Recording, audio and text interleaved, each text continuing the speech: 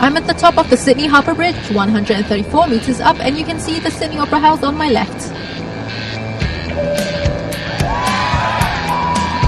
Climbing the bridge is one of the best ways to soak up the spectacular vista of Sydney Harbour and Port Jackson.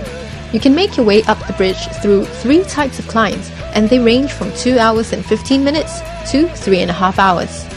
Sydney Harbour Bridge was opened in 1932 after more than 8 years of construction, and today it is the largest and widest steel arch bridge in the world. Across the bridge is the iconic architectural masterpiece Sydney Opera House, which took 16 years to build and opened in 1973. No visit to Sydney is complete without a stop at the World Heritage listed building designed by Danish architect Jon Utzon. The Sydney Opera House is world-renowned as a host venue for the arts, and tonight it's become a canvas for the arts.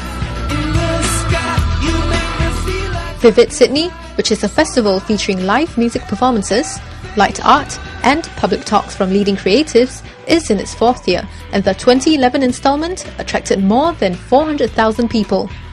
Every May and June, the area around Sydney Harbour is transformed into a Technicolor wonderland with interactive light installations and projections, drawing tourists, families and shutterbugs alike, despite the cold. Brrr.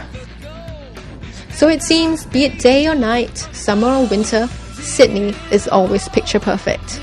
Check out our other clips on the different sides of Sydney, from skydiving over a beach to shopping and eating at trendy hotspots.